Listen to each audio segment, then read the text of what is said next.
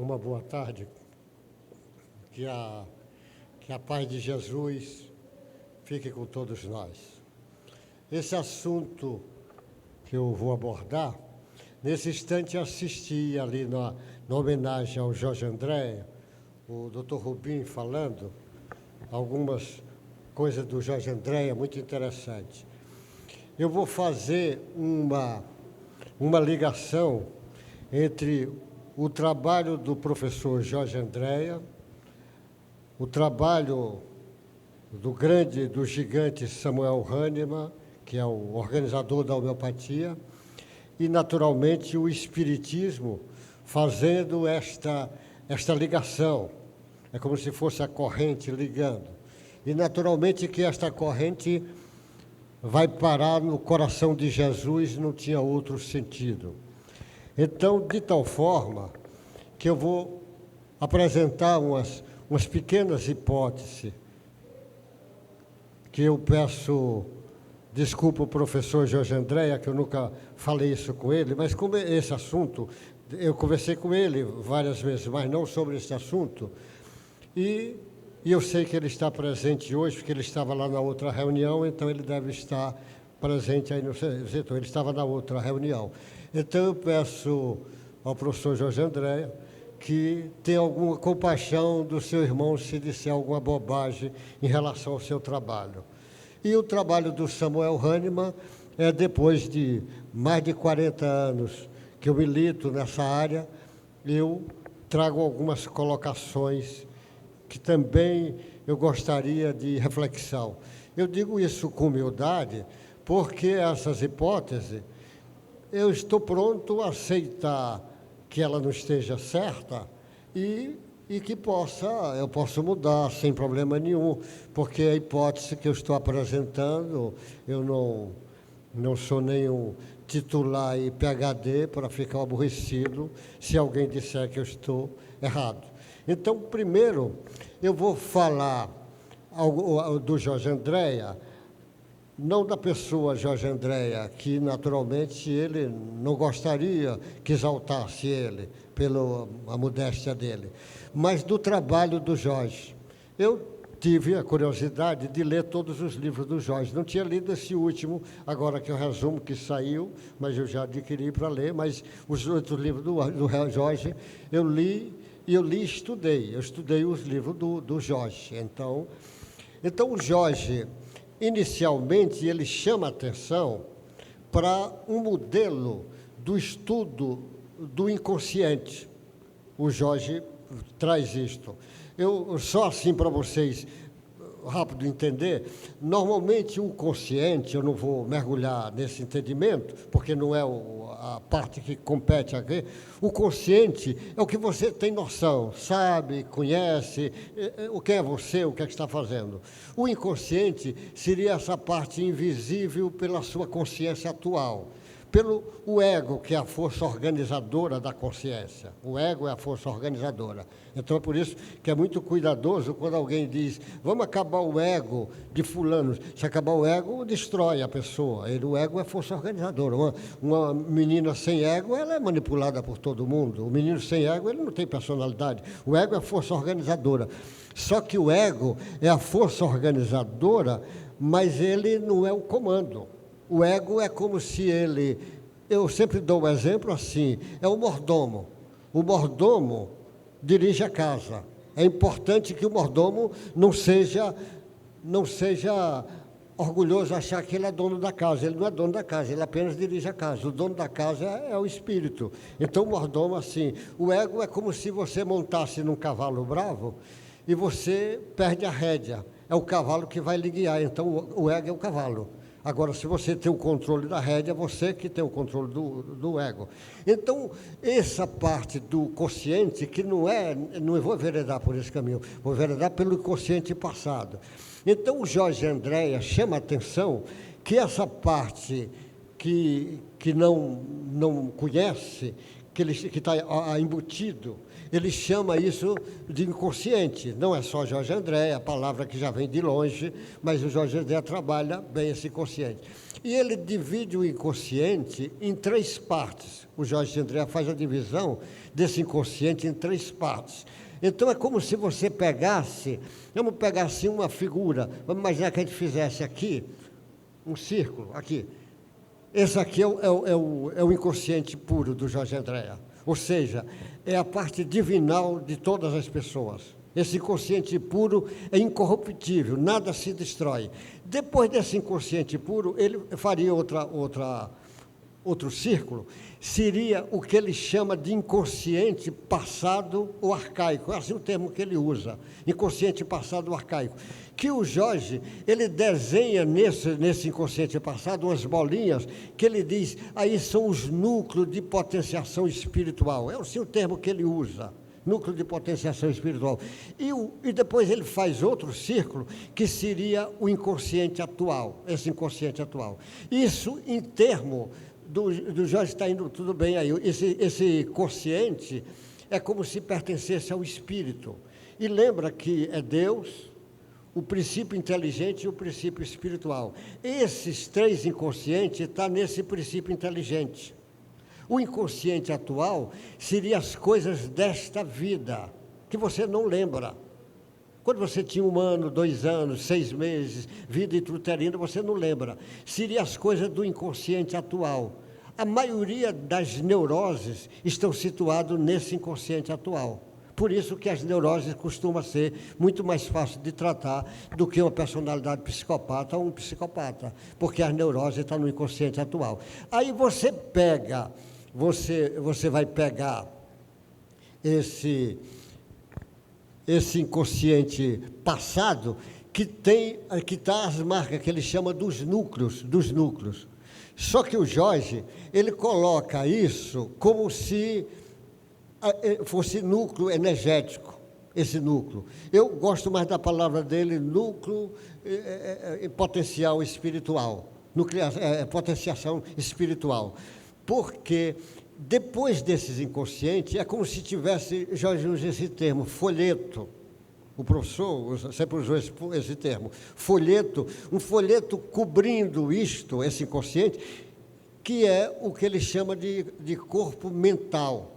Corpo mental seria o início da ligação do princípio inteligente com o princípio espiritual, é esse corpo mental que vai dar origem a todo o perispírito. É esse. Então, esse corpo mental é matéria divina. Não tem nada a ver com cada um de nós. É matéria divina, é coisa de Deus. Igual o inconsciente puro é coisa de Deus. Nós não temos nada a ver. Então, são puros. Então, ele diz, depois desse inconsciente, desse corpo mental, é como se você fizesse outro círculo e você teria agora o perispírito. O perispírito seria os pontos no perispírito das coisas que vão ficar acumuladas. E depois desse perispírito, tem logo depois o corpo etérico e depois do corpo etérico o corpo. Vê se eu consegui ser didático. Inconsciente puro, inconsciente passado arcaico, inconsciente atual, corpo mental, perispírito, corpo etérico e o corpo físico. Ele pega isto, ele diz, para algumas pessoas que censuram, ele disse, o André Luiz usa essa terminologia, ele chama atenção, essa divisão. Ele diz, o André chama atenção disso, e é verdade, porque o Kardec inicialmente divide perispírito, corpo e espírito, pela didática dele, que ele conhecia muito, mas vamos, por enquanto, nesse caminho aí. O que o Jorge Andréa diz, núcleo de potenciação, que ele acha que aí que eu transfiro isso para o perispírito, essa informação. Agora, você vai entender, por exemplo, tudo que nós estamos fazendo está ficando marcado no perispírito, tudo. Matou alguém, fica marca no perispírito. Roubou, fez aborto, está tudo ficando.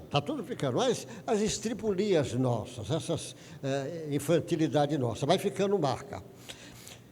Esse perispírito, que vai ficar essa marca, gostaria de chamar a atenção o seguinte, O pensamento, eu inclusive conversei ontem com o Décio. O Décio tem um trabalho sobre o pensamento, ele estava aí, não sei se ele saiu, ele estava aí na estante, o Décio. O Décio, que ele tem um livro que ele fala de corpo e alma, que ele fala do pensamento, de um trabalho bom. O trabalho do Décio talvez foi o melhor trabalho no meio espírita que eu vi falar do pensamento. Só que ele chama a atenção que o pensamento é da alma, quem pensa é o espírito.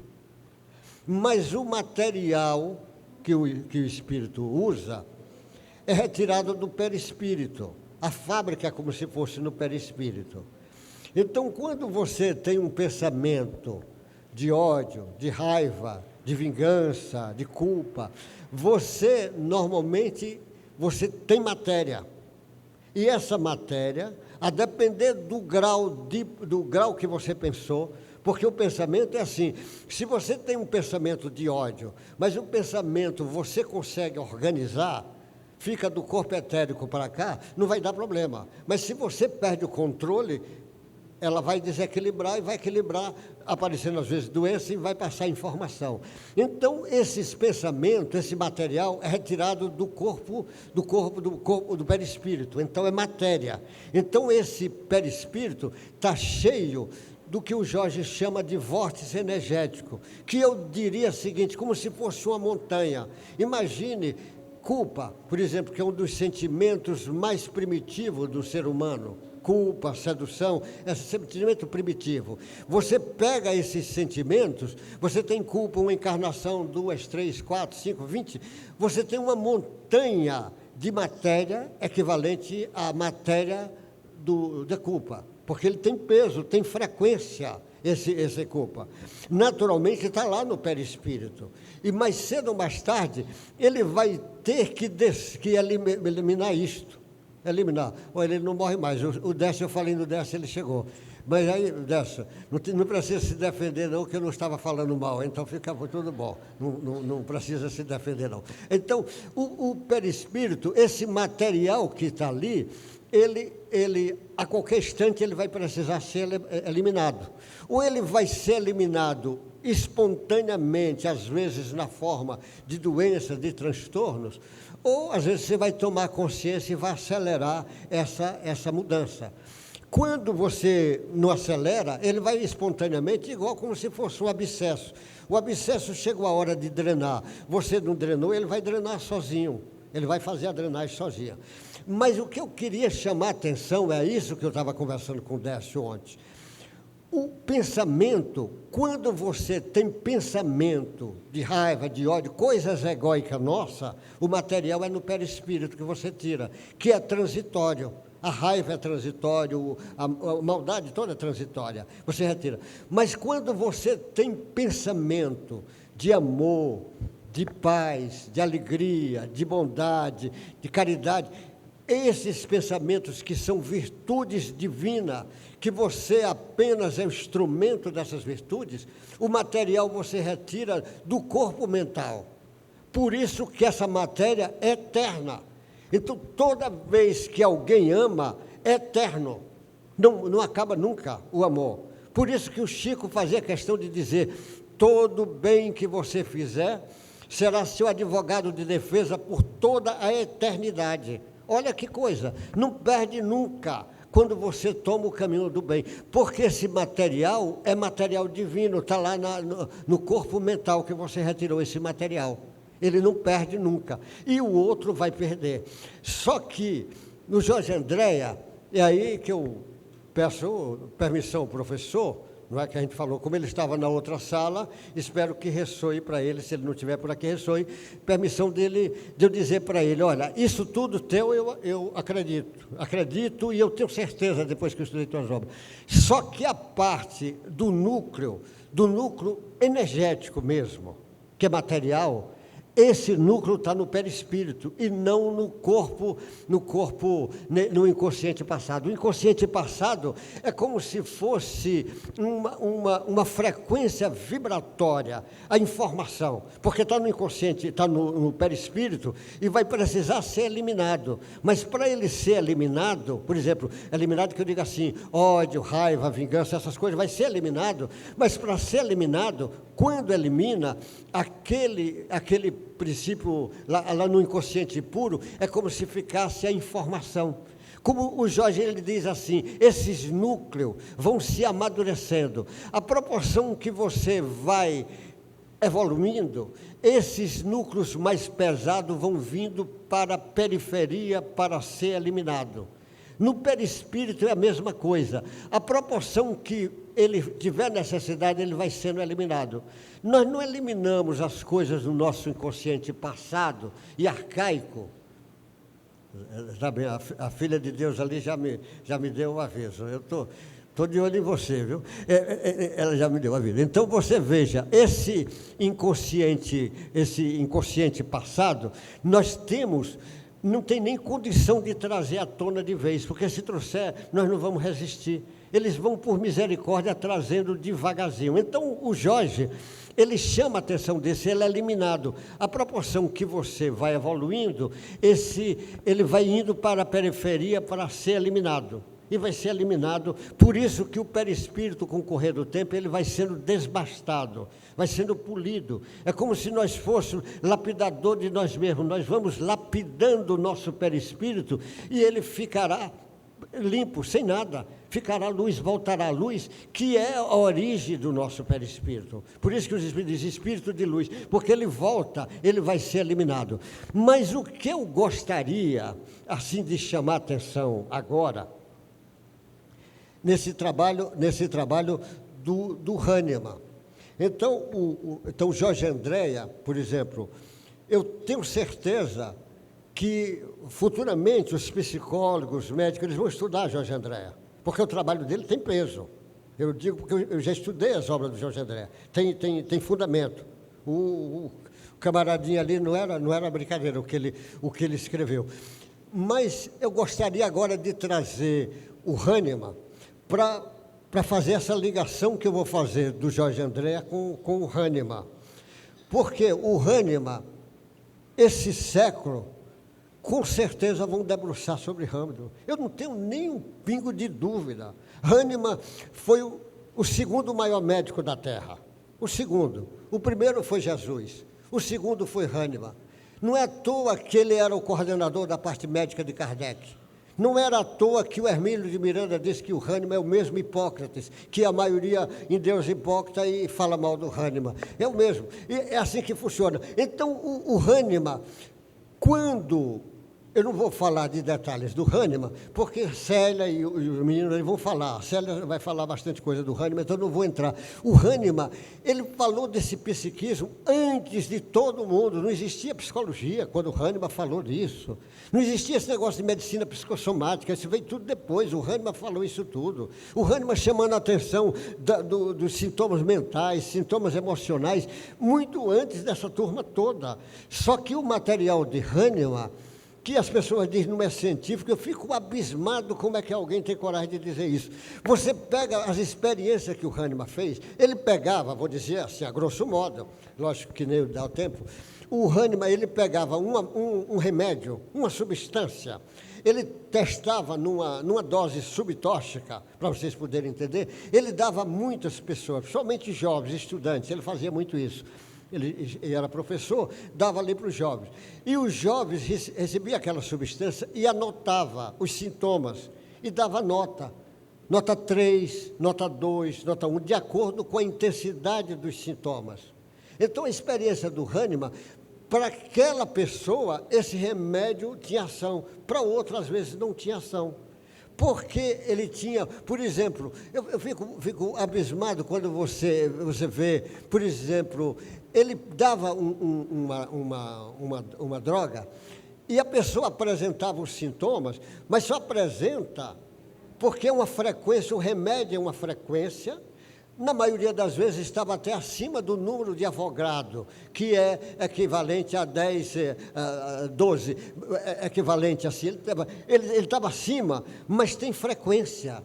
E abaixo de Avogadro até os químicos dizem, mas a física tem. Então ele apresentava essa frequência, só acontecia se o sujeito tivesse armazenado no seu perispírito a informação. Não sei se você está entendendo. Deixa eu explicar. Por exemplo, ele deu um remédio tipo ouro metálico, que é ouro.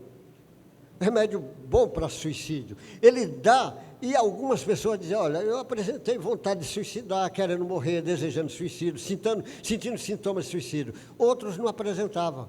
Só apresentavam esses sintomas quem tem armazenado no seu perispírito a informação suicida. Ele está dando aqui e essa informação está armazenada. Só vai apresentar quando tem armazenado. É muito interessante a pesquisa. A pesquisa dele, o jeito de ir lá, ele dá, por exemplo, um fósforo numa dose tóxica, subtóxica, e o sujeito chega lá e dizer para ele, olha, eu estou sonhando com um cavalo me mordendo, olha que sonho estranho. Ele diz, só que esse sonho está repetindo. Mas ele tem essa informação armazenada lá. Ele já deve ter sido mordido, talvez até morto, com o cavalo, que ficou esse armazenado. O Freud até ele observa nos sonhos, dizendo que tem um bocado de informações, os sonhos é como se estivesse trazendo informações do inconsciente. O Freud e alguns da linha dele, o Jung, todos trazem. Só que o Freud traz umas interpretações dos sonhos.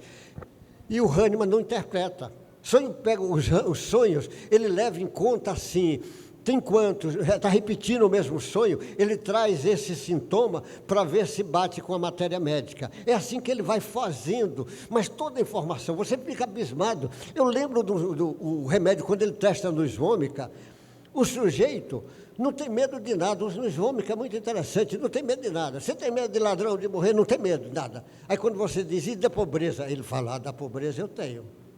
Ele é agarrado no dinheiro. Por quê? Você veja, por que quando ele deu o remédio, despertou nele esse apego? Desperta, porque esse espírito deve ter passado grandes necessidades lá atrás, que ficou marcado essa informação. Eu conheci um casal, a mulher falou assim, o marido dela é esse medicamento, ela falou, meu marido, eu sou casada, moro só com ele, eu sou professora, ele tem também a rendinha dele. Ela falou, ele é tão agarrado que ele vai na padaria, compra dois pães. Eu tenho que pagar meu pão. Eu digo, o camarada é realmente apegado. Ele cobra o pão da mulher, um pão só ele cobra da mulher. Eu digo, e é pão sem manteiga, se passar manteiga fica mais caro para ela. Então você veja, o camarada como é um apego. O Hahnemann, ele observou isso com detalhes. Então você vê os estudos de sonho. Por exemplo, ele pega o medicamento natomoriático, ele diz assim, ela sonha, por exemplo, ela sonha com água, com uma facilidade imensa. Ela tem essa facilidade de sonhar. Mas o sonho de Nato, que eu fico impressionado, ela dizia assim, eu sonho com ladrão, e sonho repetido, porque o Hahnemann não interpreta. Ele leva a informação sem interpretação. Ela diz, sonho com ladrão. Mas não sonhar com ladrão não é nada demais. O problema é que o Nato, quando acorda, se não fizer uma revisão na casa, ou ela fizer, ou alguém não fizer, ela não dorme mais. É diferente do outro, acordou, não, ele vai dormir. O Nato não, ele precisa fazer a revisão na casa, senão não dorme. Eu acho interessante, o Hahnemann, ele fez um mapa do perispírito, quando você vai pegando, eu fico impressionado, ele chegar a fazer um teste e dizer, olha, esse medicamento, essa pessoa, apresenta lateralidade direita ou esquerda. E você pega o menino que tem aquele medicamento, tudo dele é do lado direito. A garganta, o ouvido, tudo dele vai adoecendo, tudo do lado direito. Ou do lado esquerdo do outro. É tudo esquerdo. Você fica impressionado com essa marca.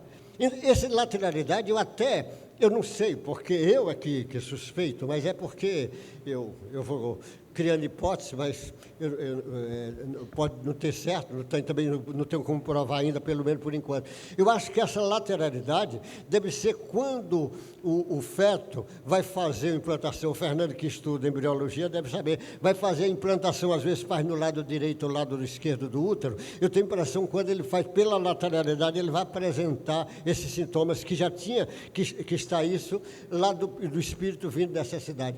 Ele apresentou, deu remédio e disse, olha, nessa pessoa desenvolveu uma feminilidade, era menino e começou a ficar feminino, no remédio. Significa que ele tem essa informação armazenada no perispírito. É muito interessante, está armazenada lá no perispírito. Ninguém está condenando, estou com moralismo, estou dizendo que ele encontra isto, está armazenada, e ele traz. Então, o Hahnemann, ele faz um mapa. Então, quando as pessoas dizem, não pode repetir, a experiência do Hahnemann já foi repetida, pode ser repetida milhares de vezes que quer, e o sujeito diz, mas tem alguma prova científica mais do que essa? Você pode testar o mesmo remédio 1000 vezes? Você não, é prova científica, mas as pessoas dizem que não tem nada a ver com a ciência, é assim que vão raciocinando. Então, esse núcleo do Jorge Andréa, de inconsciente passado, eu acho que a sede energética é no perispírito. No inconsciente passado, ele tem só a sede espiritual. É como se ele passasse a informação. Ele como se dissesse, olha, está na hora de ser eliminado isto. E vai ser eliminado. É assim que funciona. Você pega, por exemplo, um exemplo de mediunidade. Ontem a gente conversamos com o Décio. A mediunidade, o sujeito vem formando lá atrás, é um sentido, que tinha que primeiro se formar o sentido, a visão, o tato, a audição, tinha que formar primeiro. Depois vem a mediunidade, que é um sentido mais avançado. Só que a mediunidade, ela foi treinada lá atrás. Não começa no homem. No homem é onde vai ter mediunidade, porque ele vai fazer a comunicação, um animal não faz desse jeito. Mas o animal vê, o cachorro vê, o gato vê espírito, tem uma série de trabalhos já mostrando isso. Então, significa que o treino vem. Quando chega no homem, isso vai aumentando.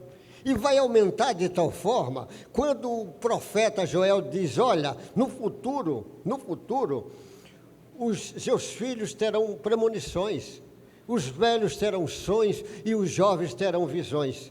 Porque a mediunidade vai espalhar por todos aqui, é um fenômeno. Então a mediunidade está vindo. Quem não tem consciência dela, ela vai sair igual como se fosse um abscesso sendo drenado. Não vai ter ninguém que fuja dela, porque vai ter uma necessidade. E o Allan Kardec foi feliz em estudar, e a mediunidade, a partir de Allan Kardec, fica bem organizado. Então, esse inicial, esse trabalho do Jorge, que dá base para eu entender essa coisa aqui da homeopatia, porque esse pensamento da homeopatia não é o que reina no meio homeopata, eles não acreditam nisso. Então, esse núcleo é como se fosse vértice energético, a proporção que você vai evoluindo, ele vai vindo para a periferia para ser eliminado. Agora, eu gostaria de chamar a atenção para o inconsciente puro do Jorge Andréa, que é a parte divina nossa. Porque se o inconsciente puro é desenvolvido, é a parte de Deus que está, ele vai pressionar esses núcleos potencial na direção da periferia. Ou seja, quanto mais amor você praticar, mais rápido será a melhora do seu perispírito. Quanto mais caridoso você for, mais você vai acelerar isso. Quanto mais bondoso você for, você vai fazer isso. Porque esse inconsciente puro é onde está situado a essência divina de cada um de nós. E é aí que eu gostaria de chamar a atenção, que eu considero algo muito importante, porque esse Jesus fala assim fala Jesus. Eu não vim ensinar nada de mim. É assim que Jesus diz. Eu vim ensinar o que o Pai quer que eu ensine. Ou seja, Jesus, ele veio mostrar Deus para a sociedade. Você quer ter uma ideia pálida de Deus, você tem que se mirar em Jesus. E quando você lê o Evangelho de João, você tem o inconsciente de Jesus em sua mão, o entendimento. Esse inconsciente de Jesus, que está na plenitude, é igual o seu que está ainda na forma germinal. Jesus veio acordar o inconsciente puro de cada um, porque a proporção que ele acorda, quando ele diz eu e o Pai somos um, nós também e o Pai somos um, só que de Jesus está na plenitude e nós está ainda na forma germinal, porque é só a parte inconsciente. Como ele diz, o reino de Deus não está aqui, na acolá está dentro de cada um. Então, se você tem uma ideia do inconsciente puro de Jesus como é, você tem uma ideia das possibilidades imensas do seu inconsciente puro. Então, o que eu gostaria de chamar a atenção para os psicólogos, sobretudo, para os médicos, mas os psicólogos, vocês às vezes mergulham o sujeito no autoconhecimento, é ótimo, isso é bom.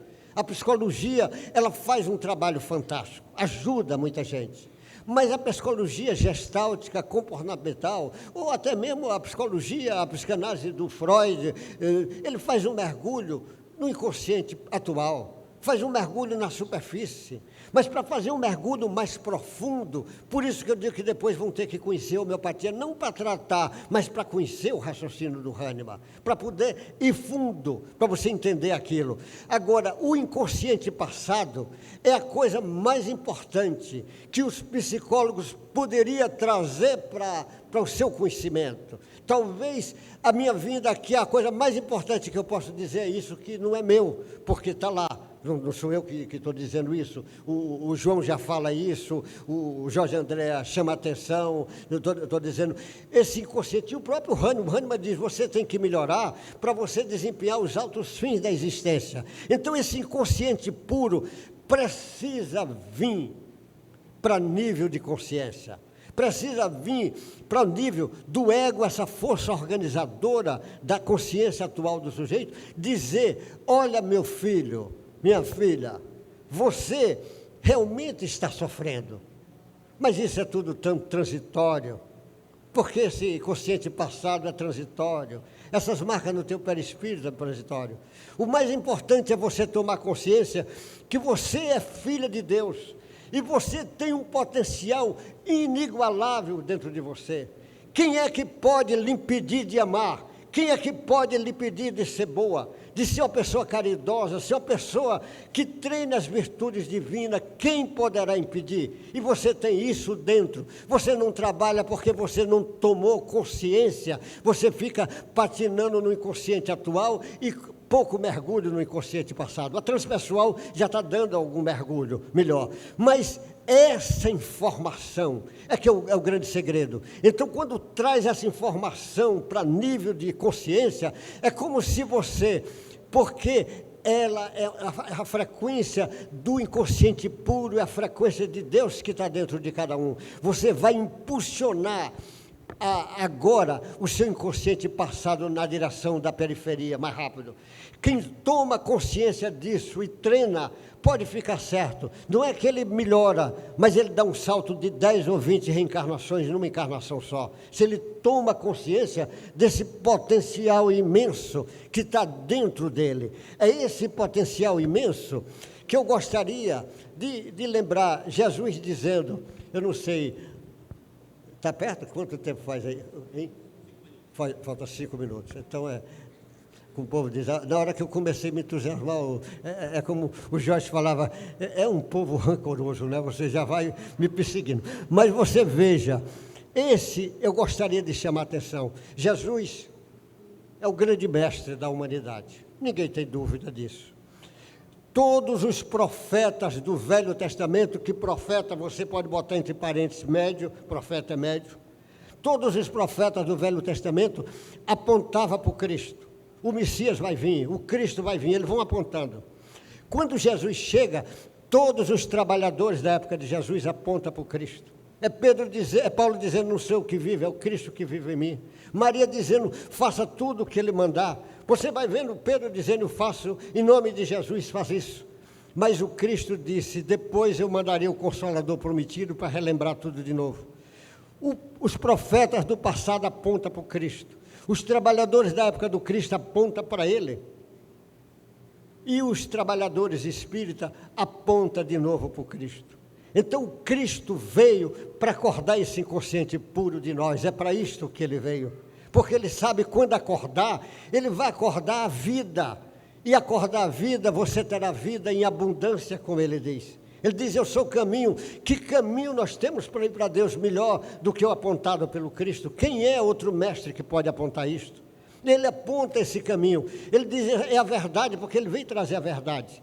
E a vida, ele quer dar vida em abundância para cada um de nós. Então, nesses 2 minutos, eu gostaria de lembrar para vocês a lição de Jesus, quando ele fala ali para os discípulos já próximo a ser preso. Ele diz, eu sou a verdadeira videira, porque a videira, Israel era chamado videira, mas ele diz, eu sou a verdadeira videira, vocês são galhos, e se estiver preso em mim, esses galhos darão muitos frutos, mas se esses galhos afastar de mim, não produzirão frutos nenhum, secarão e serão queimados. Porque se você ficar grudado em mim, a seiva vai passar por mim para vocês. E o Pai é o agricultor. Ele está dizendo, o Pai é o agricultor. Aí ele está dizendo para todas as épocas e para nós também. Aí ele diz, mas quando você estiver produzindo frutos, o Pai vai fazer poda para que você produza mais frutos ainda. E a pessoa não entende como é que o Pai vai fazer poda. Você imagine, cada um aqui, que somos ainda espíritos num planeta de prova e expiação. Às vezes um parente difícil, um pai, marido, mulher, irmão, cunhado, sei lá, um filho, alguém difícil. É como se fosse a poda que ele está mandando de acordo com a sua necessidade. Porque com aquela poda, aquele parente difícil, você pode se revoltar e se afastar da videira, e não vai produzir frutos nenhum.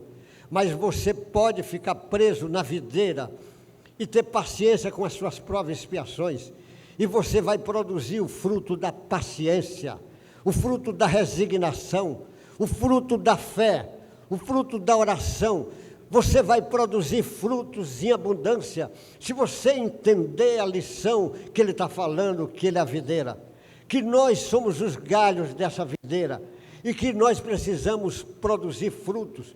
Não vamos produzir frutos se afastar do Cristo. Então, Cristo, ele veio ensinar o que Deus quer que ensine. Ele veio acordar o inconsciente puro nosso. E acordando o inconsciente puro, você vai acelerar a sua melhora.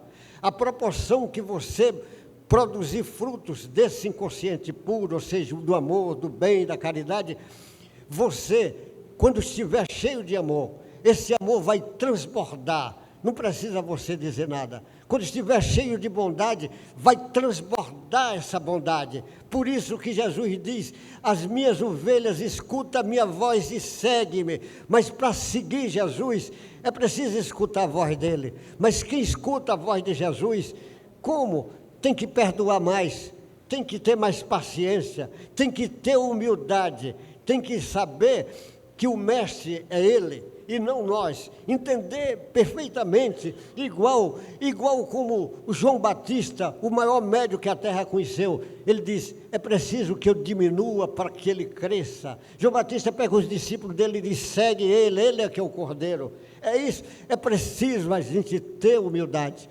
Então, nessa noite, eu gostaria de agradecer, primeiro, o grupo que organizou isso, com a Cátia e o grupo, ter permitido que eu viesse aqui. Agradecer a Deus a bênção de estar desfrutando da energia de vocês. Pedir a Deus que abençoe esse mestre Jorge Andréa, que deixou um trabalho que nós vamos ter que debruçar sobre ele. Que abençoe o Samuel Hahnemann, esse gigante, que nesse século começarão a conhecê-lo, porque nesse século vão começar a estudar o perispírito e vão conhecê-lo.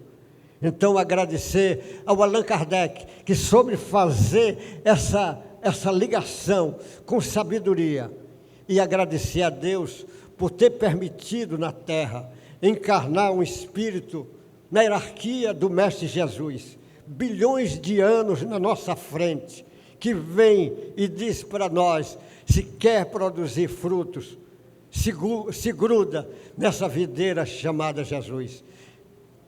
Viva Jesus, viva Kardec, viva Jorge Andréa, viva Allan Kardec.